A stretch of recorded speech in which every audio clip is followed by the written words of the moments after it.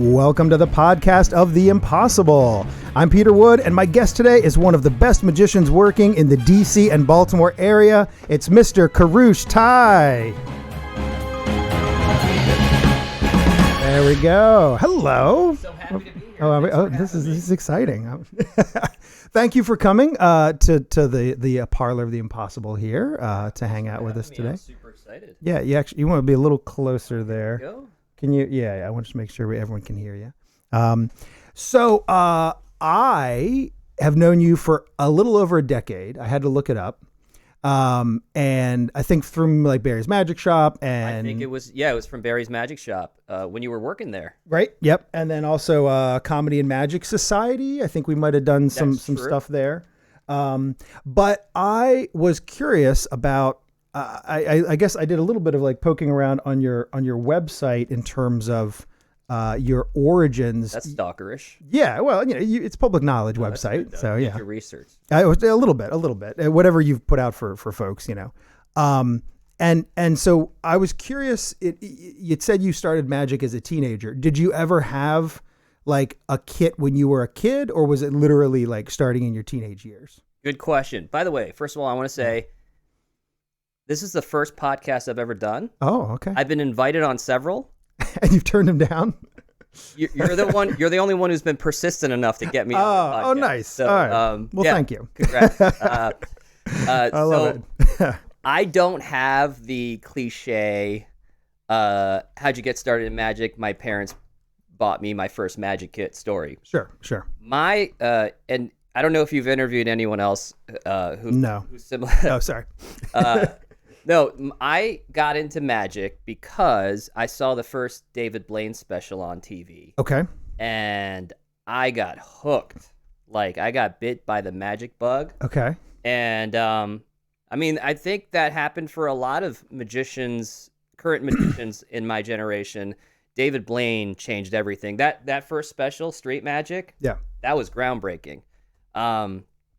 And I saw that special on television, and I just fell in love with magic. And I, like, when I was younger, I watched magic on TV. Like, David Copperfield had specials. Sure. I watched it with my mom, but it wasn't the switch didn't get flipped until I saw David Blaine. And I think even Penn says from Penn and Teller, and I agree with him, that it's still to this day one of the best magic specials. It was definitely groundbreaking in terms of he turned the camera on the audience. He turned the camera on the audience, made it all about their reactions. Right. And what I really fell in love with watching that special was it wasn't a lot of people see magic and they want to know the secrets. And that wasn't my primary motivator. It was wanting to, like, seeing those reactions of wanting to give that to people. The same feeling that was giving me, I wanted to give that to people. And that's what really drew me to it. That's cool. And so I, at the time when I got into magic, the internet wasn't like the resource it is now. Sure. YouTube didn't even exist at the time. Right. And a lot of these like websites that you can come across now didn't exist. Right. But they were soon to follow to capitalize on the popularity of David Blaine. Yeah. But I remember I opened up the Yellow Pages. Okay. Remember those? Sure. I do. Yeah. That's the thing that, like, where they print out part of the internet and then people just throw it away. Yeah, absolutely. Yeah. And then I looked for magic shops. Okay. And I found Barry's Magic Shop, which at the time, before it moved to Rockville, it was in Wheaton, right? Yep. And I asked if my parents would drive me there. Okay. And that's eventually when I met you. Oh, at the Rockville location. I met you at the Rockville location. Okay. Yep. So your memory's better than mine. Well, I didn't work at the Wheaton shop. Right. I kind of showed up along with the Rockville one. But we might have bumped into each other on a Saturday at the Wheaton one. Right. So I went into the shop and I basically was like asking, that trick David Blaine does? Right. And, how do I do that? And that's sort of how I got my start. Well, yeah, and I'm curious. So you know what was great, because we talked about what's great about the special is that it was the reaction, and it really does sound like there's a whole generation of magicians from the Copperfield era where they say like, I want to be like that guy, right? But something that I'm hearing about the David Blaine sort of impact was that it was less that you wanted to be like him and more that you wanted to get people to react to you doing something the way he was able to get people to react. Like it was more about the audience, which I think is a good thing, as opposed to just, I want to be a magician like him, you know? You have a point. And David would get a lot of flack. Sure. They would say that, he had no patter. And they would say that, he has no pattern, no presentation. By design. I mean, like, it was minimalist, it was, but it was fantastic. And, I remember hearing a lot of magicians be like, oh, I can't believe, they gave him a TV special. I can do that. Right. My response was like, where's your TV special? Sure. Yeah. Well, yeah. I think they're just not, that's, again, the genius.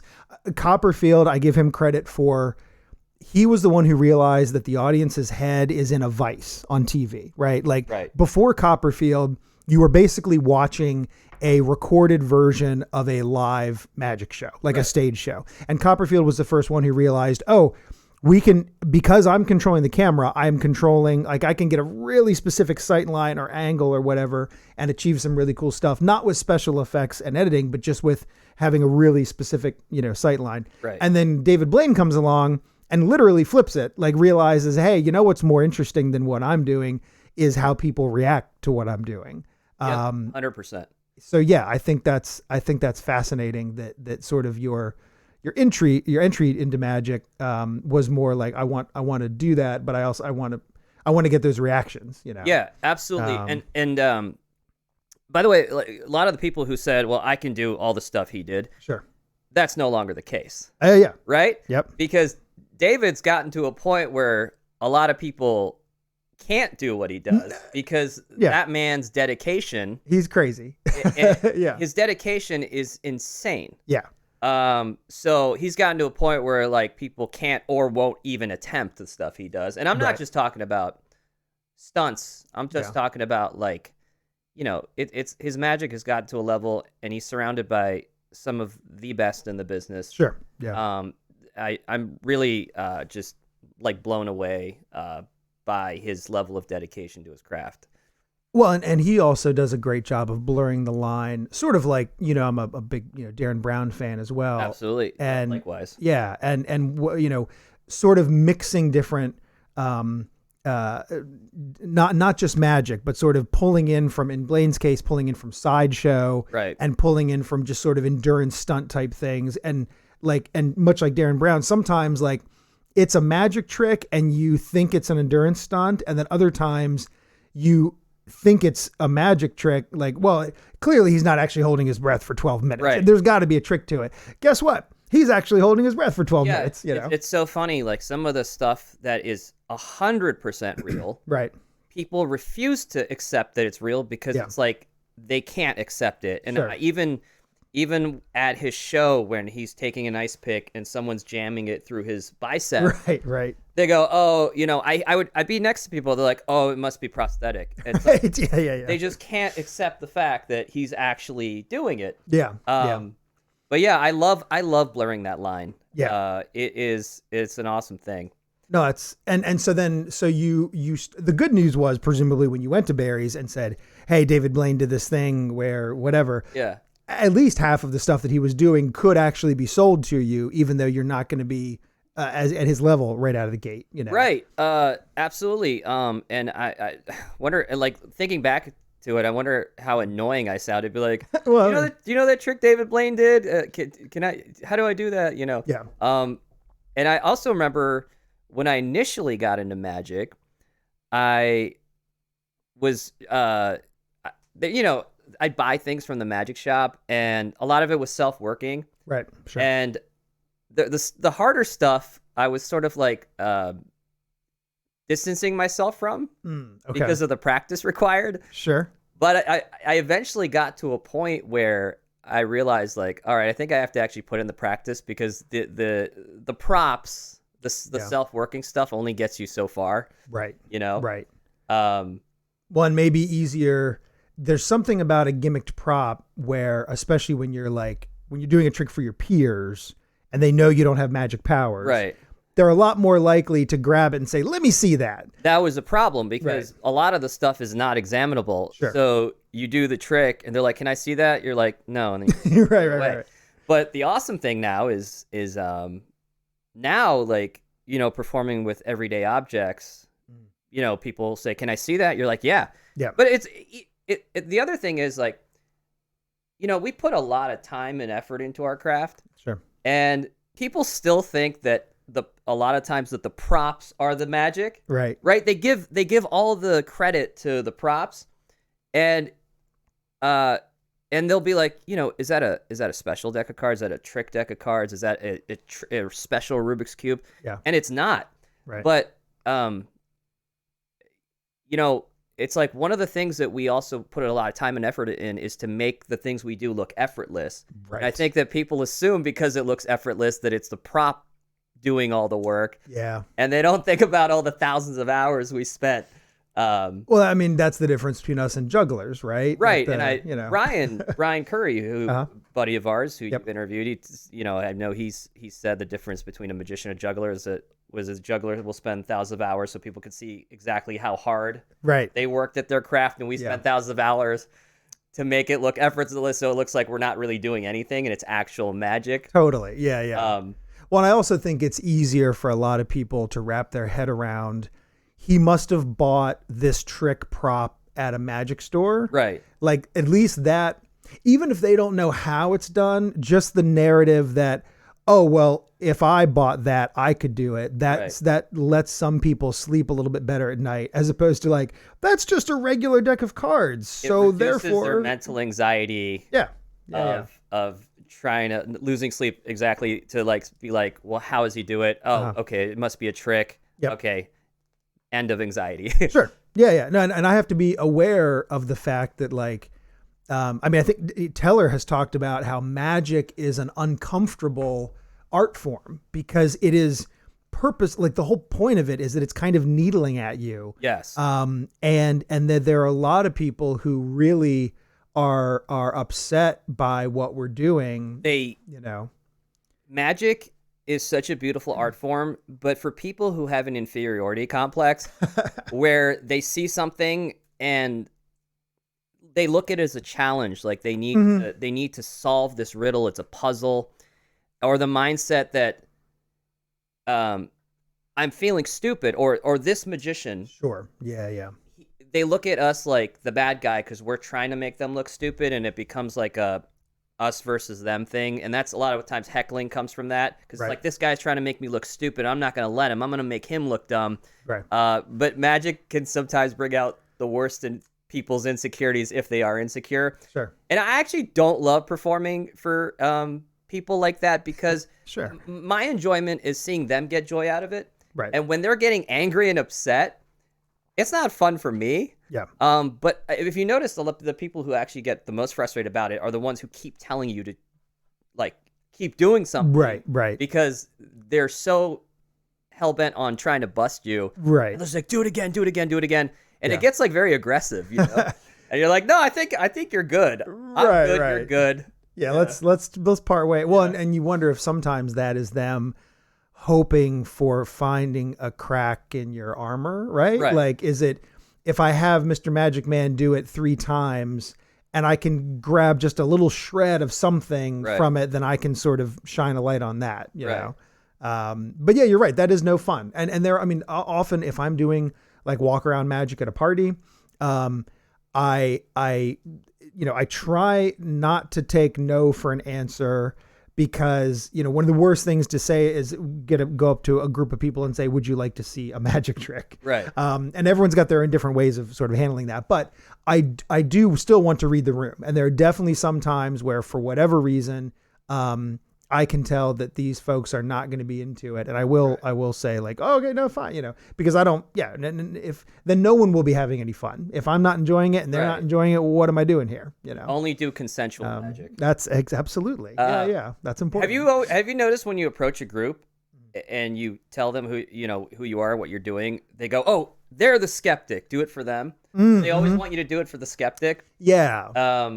It's like they kind of want to see that person like suffer a little, and maybe maybe see you like have to struggle a little. Right. Yep. Or I similarly the sort of like, oh, Jim does some card tricks. You should do it for Jim. Right. And I never know if that's like, wait, is it because you think Jim will like it, or is it because you think Jim will be able to bust me? Right. Because Jim knows a little bit about stuff. Right. I always find that the people who know some magic, well, there's always this assumption that like people who know a few tricks, they assume that everything is those things. Right. Well, when you bring out a deck of cards and someone's like, "Oh, I've seen this trick." Oh yeah, see that's frustrating. Yeah. You literally whip out a deck of cards and they go, "Oh, I know this one." Right. And like I haven't done anything yet, but it's like the equivalent of like a pianist sitting in his chair, and before his his fingers have touched the keys, they go, "Oh, I know this song." Yeah. It's like, what do you mean you know this song? But that's like one of the things with what we do. There's so many biases and preconceived notions and cliches and stereotypes that like as soon as people find out what we do, they've already made 100 assumptions about us. Right. And usually many of which are inaccurate, very inaccurate. Yeah. And it's like part of my job, or part of our jobs, is like when we meet people is having to bust down all these preconceived notions of their expectation of what we're going to do. They usually don't expect it to be good. And when their eyes light up when it's good, I've actually had this conversation. Have you noticed that there are a lot of people who sort of just have like not a positive image of magic? Sure. Because they've been exposed to bad magic. Yeah. And I always wondered why that happens with magic, but not other art forms. Like if somebody sees a bad movie, they don't assume that all movies are bad. Yeah. Or they hear a bad song, they don't assume all songs are bad. I'm like, why? Yeah. But I often find like people have this like they're like turned off to magic because they had a bad experience. I think, I mean, all of the negative stereotypes you're talking about, I feel like magicians are responsible for at least 50%, right? It's our fault. Because the problem, there are classics in magic, and I think that pool is a smaller pool to pull from than classics in music, right? So the odds of, if I go to see 5 different cruise ship magicians, the odds of them having at least 1, if not 2 or 3 pieces of overlapping material are pretty high, unfortunately. Not to disparage my cruise ship magician friends, but there are just certain standards that like, all right, I know this and it works and it doesn't take up a lot of space in my luggage. And so, and I'm going to do it. And so then I assume then that people extrapolate from there, that like, we're only pulling out of a pool of like 12 tricks. And it blows people's minds when I'm like, oh, so this is a thing that I'm working on making. And they're like, wait, what do you mean? Like you're inventing magic? Well, maybe innovating. I'm cobbling some stuff together. I don't want to say, but at the same time, this is not a classic that's been around for generations. They are definitely really amazed by that. Right. So I think part of the problem is that their exposure to magic is just, because it's such a niche thing, is so limited. Sure. Which is why they're more likely to have a bad experience and then just sort of project that onto everyone else who does what we do. Right. And they also have fewer. I mean, I have to remind myself that most people don't see as much live magic as we do. Right. Most people only encounter a magician in person, one-on-one, a handful of times. Very rarely. Most people, when I perform, will tell me, I always saw this stuff on TV and I thought it was fake. Right. Meaning like they use stooges or or actors. And then when they see it in person, they're like, that's when they realize, oh, wow, it actually, you can do this in person without camera tricks or actors and all that. Yeah. Yeah, you were mentioning cruise ship magicians. It reminds me of a story that uh, Scott Alexander Hmm. recently passed away. Yeah. Yeah. Rest in peace. Scott was definitely a hero of mine. Uh-huh. Um, but Scott, had invented a trick. You know, the one with the shoe. Um, I don't. Uh, Not yet. Keep talking. Takes a shoe from the audience and produces a drink from it. Oh, okay. Yeah. Yes. Yes. Right. So Yeah. that Scott was not only a performer, he was an inventor, Sure. and he released that trick to the magic community, which magicians could purchase, and it became really popular on cruise ships, and all these cruise ship magicians were doing it, and so he was going to do a cruise ship, and they're like, just whatever you do, for the love of God, just don't do that trick with the shoe. And Scott goes, but that's my trick. Right. They're like, all of them do it. Please don't do that trick. Not anymore. Yeah, Yeah. not Yeah. anymore. But no, it's crazy. Like people assume that that there's like a finite amount of tricks, and they Sure. can Google all of them. But Yeah. honestly, like my metaphor when I explain to people is like, magic. Think of it like music. Like Mhm. there's a lot of parallels there. Some magicians or some musicians create music. They Right. write music. They invent new music. Some are just cover bands. Right. They perform other people's music, right? Yeah. And some magicians just do other people's material. Sure. And not every trick can be Googled, and it's not a finite amount of tricks out there, because like music, people are constantly coming up with new stuff. And believe it or not, it's not all, you can't Google all of it. But it was one of the reasons I love performing my own material, is because people go, I'm going to Google that. And I go, good luck. Yeah. What are you gonna? Yeah. Well, and also you have to know. I mean, just like music, like I can hear a song, assuming it's instrumental. I have to know something about music to be able to find it later. I can't be like, oh, that one where there was a little deedly deedly in the middle part. Like that's Right. But yeah, same sort of thing with and I also think with magic, like because we love our secrets and because we love sort of purposefully creating barriers to entry. We want there to be more magicians, right? So we don't want to. It's not quite as closed of a Speak for cabal. yourself. Okay, I would like there to be other. You want to be the last one standing. It's a double-edged sword, I feel.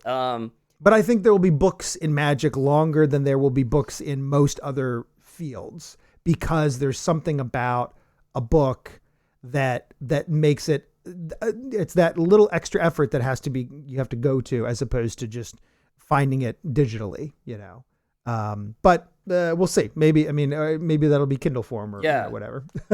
I heard this line, and I love this line. And tell me if you heard this. It's those who tell don't know, and those who know don't tell. Oh, nice. Right? Yep. I always Sure. love that line because it's like some of the best stuff out there. You can't Google it because it's being kept under wraps by people who really, Sure. respect the art and whatnot. But yeah, things have changed so much. Like when I got into magic, a lot of those resources that are available now to a young magician, wanting to get into magic were not available to me. Sure. Yeah. I couldn't just go on, and not that everything is there, but you can learn stuff online, and YouTube wasn't accessible. It's like it's Sure. just become a lot easier. And we talk about this effort thing, like not as much effort has to be put in anymore.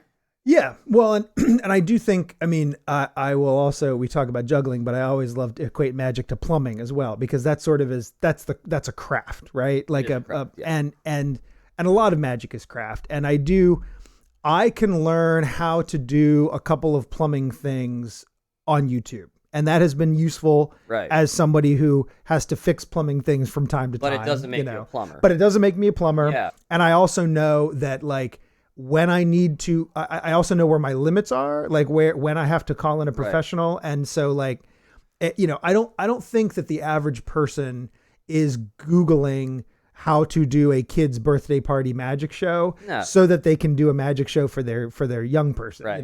And I think we're still safe for a little bit. Plumbing analogy is interesting because like I've had a lot of people come up to me and they'll say like things like, "Oh, I'm a magician," or "My brother's a magician," or "My uncle's a magician." Yeah. And I often find that what they're actually saying is that what I come to find out is that they're saying that there's this person they know knows a few tricks. Sure. Yeah. Yeah.